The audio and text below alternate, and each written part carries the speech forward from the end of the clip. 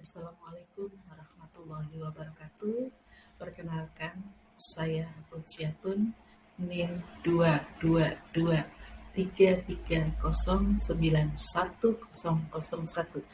Pada hari ini, saya ingin menyampaikan dan mereview pertemuan ke-6 mata kuliah Surveillance Gizi dengan judul pemilihan indikator. Baiklah kawan-kawan, bagaimana cara kita memilih indikator dalam indikator gizi. Sebelum kita memilih indikator, apa yang harus kita perhatikan dalam memilih indikator?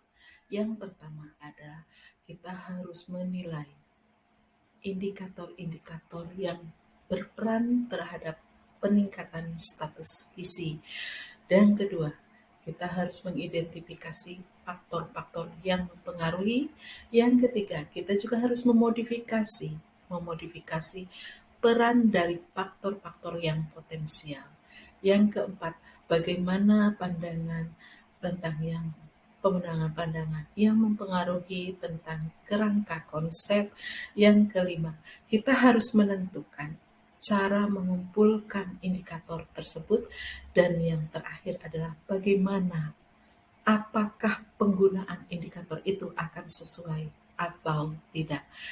Selanjutnya teman-teman semua, setelah kita mengetahui apa yang harus kita tentukan dalam memilih indikator, maka langkah selanjutnya kita harus mencari langkah untuk pemilihan indikator tersebut. Yang pertama, untuk mengembangkan kerangka konsep itu sangat penting dalam pemilihan indikator.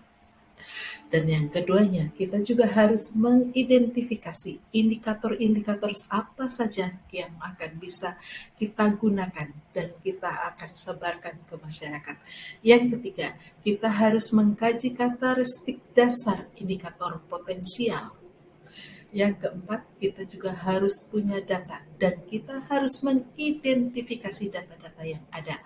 Bagaimana frekuensi pengumpulan datanya itu, bagaimana rancangan menganalisis datanya, dan bagaimana cara mengidentifikasi sumber data yang akan kita punyai. Dan yang terakhir, kita pilihkan indikator berdasarkan kelayakan dan sesuai dengan kondisi yang diperlukan. Sesuai dengan sistem surveillance pangan dan gizi menurut indikator WHO. Pemilihan indikator menurut WHO tahun 2013 itu ada 3. Yang pertama adalah rujukan pada kerangka konsep.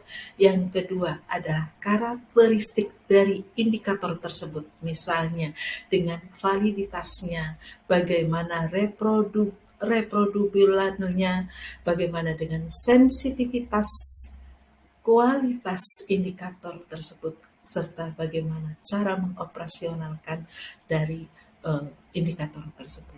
Yang ketiga adalah ketersediaan data dasar, baik itu dari data Susenas melalui survei nasional ataupun data pendukung seperti PSG, pemantauan status gizi, atau yang sekarang kita punya adalah tentang EPP-BGM. EPP-BGM yang sekarang kita lakukan adalah bagaimana cara kita memantau status gizi yang ada di wilayah kita, sewilayah kita setempat. Selanjutnya, bagaimana sih kriteria dari indikator tersebut? Kita mungkin masih mengingat menurut Zulfian dalam buku Ilmu Gizi dan Aplikasi bahwa kriteria indikator itu harus SMART. Jadi SMART itu yang pertama, itu adalah spesifik.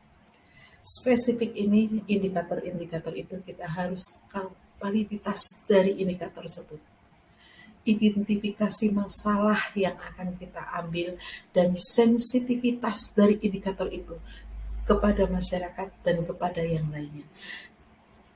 SM, SMART SM. Kedua, measurable. Measurable ini kita harus tahu bahwa indikator itu harus reliable, harus realitas sesuai dengan kenyataan saat ini. Yang keduanya juga harus comparable, bisa dibandingkan dengan yang lainnya. Dan yang ketiganya bahwa kenapa harus measurable? Kenapa begitu? Karena indikator itu harus terukur. A artinya achievable, di mana indikator itu bisa diamati secara langsung, terukur, dan akuntabel, serta indikator itu harus layak dan dapat dicapai. Serta R yang artinya adalah relevan.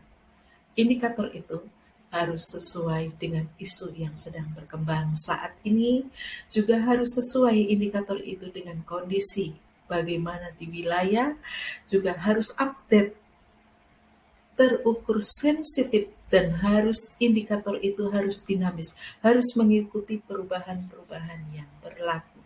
Dan yang terakhir adalah time bound. Time bound ini adalah bahwa kita melakukan indikator itu harus tepat waktu dan sesuai dengan tujuan. Jadi kita mungkin mengingat bahwa kita untuk memilih kriteria indikator itu, kita harus ingat SMART: specific, measurable, achievable, relevan, dan time bound. Ini yang perlu kita camkan, harus kita perhatikan untuk menentukan indikator yang baik. Itu harus berkriteria SMART. Mungkin ini review materi kelima tentang pemilihan indikator dari mata kuliah surveillance. Semoga bermanfaat untuk semuanya dan saya ucapkan terima kasih. Assalamualaikum warahmatullahi wabarakatuh.